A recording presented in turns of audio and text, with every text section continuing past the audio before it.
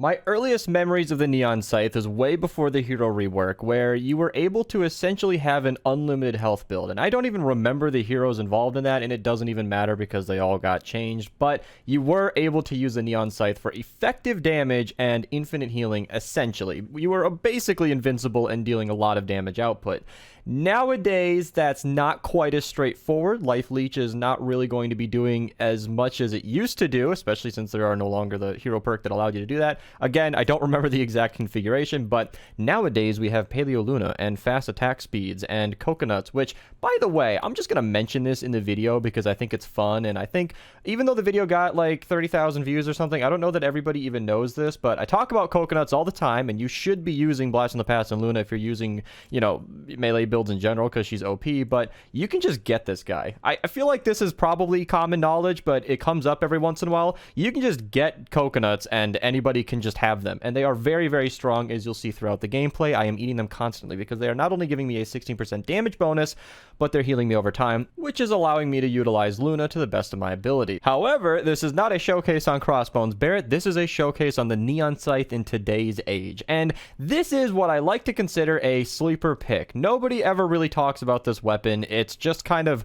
quietly existing. It's one of those old school neon weapons that everybody thought was good once, and I don't really hear much about it nowadays. But as per usual with these videos, I got a point redeem on Twitch, and then I was like, you know what? I want to cover the Neon Scythe. It's in the Neon set. You can research it just like you can Crossbones Barret. So it's not like this is a weapon that's hard to obtain. Let's give it a try. And I was absolutely shocked because not only with double attack speed can you get up to like a 0.46 swing speed, which is actually quite good. For reference, the Storm King's Ravager has about a 0.4 with one attack speed perk, and that is actually pretty standard. About 0.4 is what you're going to get from like most swords in the game. So we have a Scythe that is swinging quickly, doing a lot of base damage as well. It's doing much more damage per hit than a lot of other melee weapons in the game, and that is not something you often see with melees. It's usually one or the other. It's usually really fast attack speed and low damage, or pretty high damage and a slower attack speed, which is what you'd see more often on the hardware side of things, or with like the lead sled or whatever, those kind of weapons. And that's actually what makes the Storm King's Ravager and the Spectre Blade kind of stand out, is because they do strike that balance of a really fast attack speed and a good amount of damage. So that's why swords are always kind of the golden standard when it comes to melees. But the Neon Scythe, as I've already shown here in this gameplay, is swinging very, very fast, and it's actually keeping up. So that extra base damage makes up for its little bit of a slower swing speed, and it really makes for a solid pick. So I was just impressed, but there's not really much else to say about the Neon Scythe, frankly. It's cool that it's a scythe that acts more like a sword, and its heavy attack is actually kind of good. I'm kind of digging it. It's not something I'd really be spamming, and it's not really always worth it, because with heavy attacks in this game, it kind of just show how broken Luna sort of is, because it's literally not worth your time to stop and do a heavy attack most of the time. It depends on the weapon, of course, because you could just keep swinging, keeping up the damage. Now, when you do heavy attack, a lot of those swings are doing more damage than regular, but I haven't really done the math, but just from observation, I haven't really seen it to be worth it. But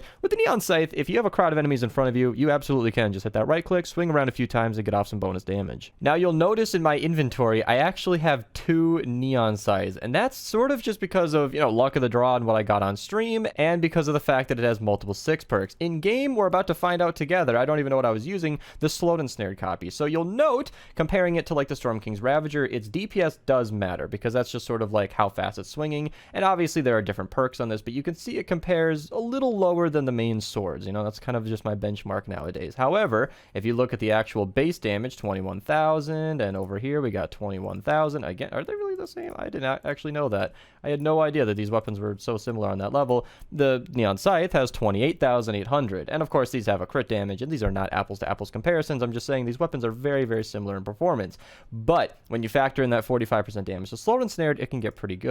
But if you factor in the hitting an enemy grants extra damage, that isn't exactly more than 45%. It's only 30%, but it is extra damage that does matter. And you can stack that 5th perk, which is damage to miss monsters and bosses. And as you've probably noted from the gameplay, there are no normal enemies that are really giving me any trouble. Even like Riot Huskies and the Huskies and even Healing Hose, for goodness sakes, are just dying pretty easily. And as for the other 6 perks, though, you do have Affliction, which is currently doing tons of damage in our current state of the game. That is probably going to be different in this future.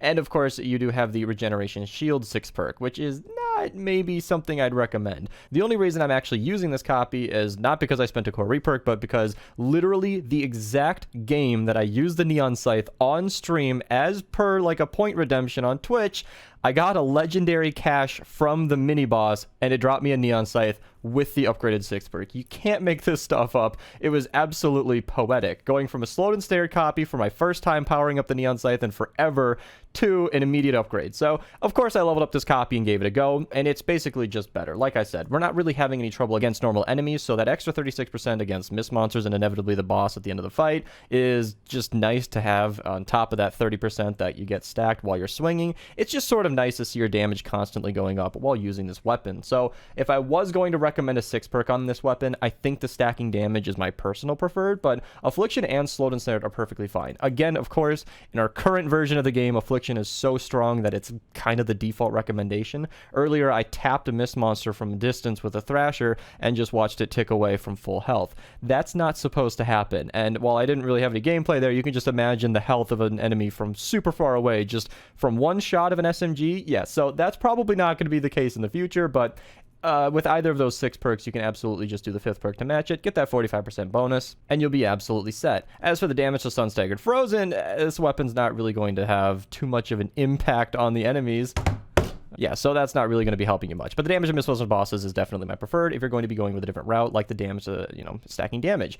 As for the attack speed perks, this might be an interesting conversation for some of you because typically the golden perk ratio is attack speed, crit rating, crit damage if you're not using Paleo Luna. But if you are somehow getting this far in the video and don't know who Luna is, then I apologize because I've been talking about her. I do not use my supercharged Luna in these gameplays. In fact, I used a voucher just for you guys so that I can have a 130 copy just for these videos, and I can't find her because I'm blind and this is just a normal thing in videos. I'm certain I passed her, but she's in my loadout anyway. She's basically giving 9% of my current health to every single swing, which is huge, which we also did the math is definitely the best way to go, meaning the higher the attack speed, the more damage. It doesn't really matter if you run a crit build or not. Not to mention, you actually can't do attack speed, crit rating, crit damage on this weapon. So if you aren't using Paleo Luna, then attack speed and like maybe a crit damage perk with Whiteout Fiona and support is actually quite nice. You can see with Whiteout Fiona and support giving me that extra crit chance, it's actually 32.5%, which is almost 1/3 of your swings, which is actually pretty fine. That's kind of plenty of damage. So you absolutely could just throw on a crit damage perk here and be just fine.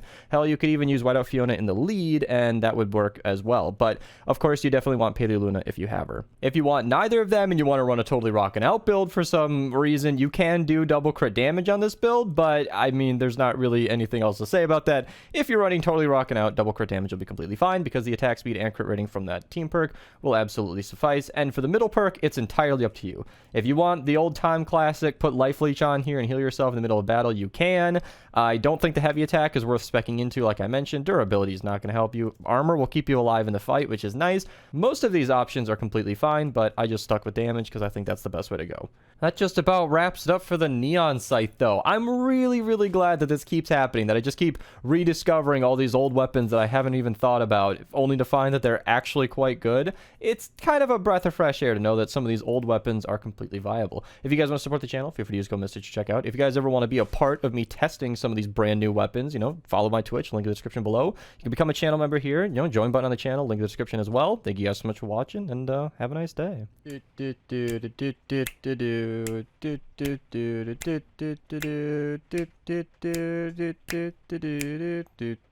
And then